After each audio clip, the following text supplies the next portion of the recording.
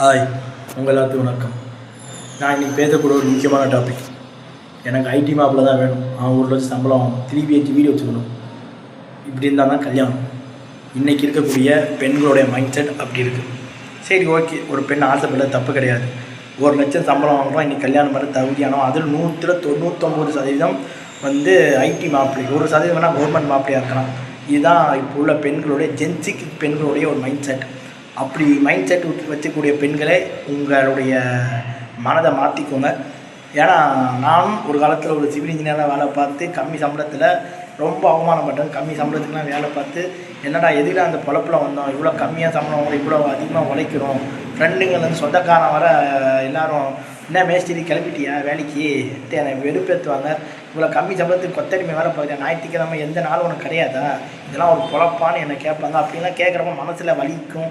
நம்மளும் சரி எப்படியாவது ஏஐ வச்சு ஐடியில் வேலைக்கு போயிடலாம் நினைப்ப தோணும். ப்ராடக்ட் கேட்டு போனாலும் வயசு போச்சு, இந்த வயசில் நீ போனாலும் எத்தனை வயசு இல்லை 40 வயசு மேலே ஒன்று அனுப்பிடுவாங்க, ஸ்டேபிள் கிடையாதுன்ட்டு ஒரு பக்கம் சொல்லுவாங்க. அதனால் சரின்னு ஒரு பழமொழி உண்டு. அதாவது தெரிஞ்ச தொழிலை விட்டவனு கேட்டான், தெரியாத தொழிலாக தொட்டவனு கேட்டான்ட்டு ஒரு டைலாக் உண்டு.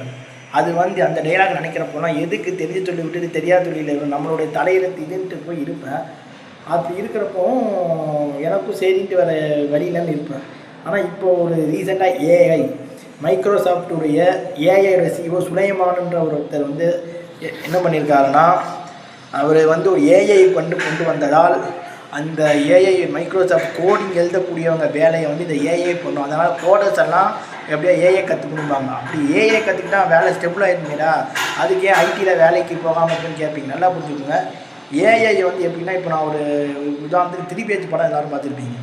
அந்த 3BH படத்தில் என்ன பண்ணால், சரத்குமார் வந்து ஒரு சேட்டுக்கிட்ட கேஷியராக வேலை பார்ப்பார். அந்த கேஷியராக வேலை பார்க்குறப்ப என்ன ஆகும்னா, இது மாதிரி அவர் வந்து நோட்டில் தான் கணக்கு எழுதுவார். நோட்டில் போட்டு கணக்கு எழுதி பண்ணிட்டு இருப்பாங்க. உடனே டேலி படிக்கணும். டேலி படிக்கலன்னா டேலி தானே 2 மாதத்தில் வேலையை விட்டு காலி பண்ணிடுமாரு அவர்.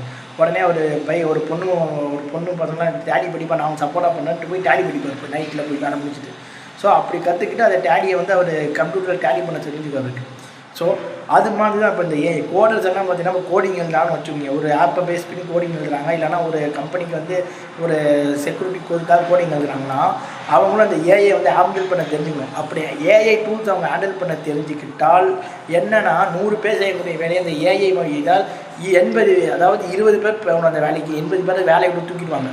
100 பேர் செய்யக்கூடிய வேலையை அந்த ஏஐ வந்து பார்த்துக்கணும். அப்படி பார்த்துக்கனால 80 பேருக்கு வேலை போது அந்த 20 பேர் வந்து வச்சுப்பாங்க. ஸோ இதனால் மீதி பேருக்கு வேலை வாய்ப்பு அதிகமாக இருக்குன்ட்டு ஒரு கருத்து இருக்குது. ஸோ இதுவும் கடந்து போகணுன்ட்டு நம்ம பேசலாம். இதுவும் கடந்து போகணுன்ற மாதிரி ஒரு பழமொழி இருக்குது. இந்த ஏஐ வந்து இனி ஆப்ரேட் பண்ண தெரிஞ்சால் தான் ஐடியில் வேலை.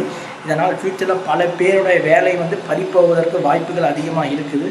இதனால் தான் சொல்கிறேன், இப்போ என் வீடு 1BH அதை 20,000 வாடகை கொடுக்கணும், ஐடி வேலையை பார்க்கணும் விடுவேன்ட்டு நினைக்கிற ஹவுஸ் ஓனர்ஸும் சரி, அதை பல பேர் வந்து உங்கள் எண்ணங்களை மாற்றிக்கணும். ஹவுஸ் ஓனர் முக்கியமாக நீங்கள் அந்த அட்வான்ஸை எப்போவே ரெடி பண்ணி வச்சிங்கன்னா, ஏப்ரல் மாதம் எப்போவுமே ஐடியோட ஒரு டார்ச்சரான 4 மாதம். அதில் வந்து வீக் ஆஃப் இயரிங்ட்டு மாதிரி ஐடியில் யார் எல்லாம் டார்கெட் பண்ணாங்க அதை பேஸ் பண்ணி வேலையை விட்டு தூக்குவாங்க. சில பேர் புதுசாக வேலைக்கு எடுப்பாங்க. அதனால் ஏஐ வந்ததால் வேலைக்கு அதிபர் பறிப்போவதற்கு வாய்ப்புகள் அதிகமாக இருக்குது.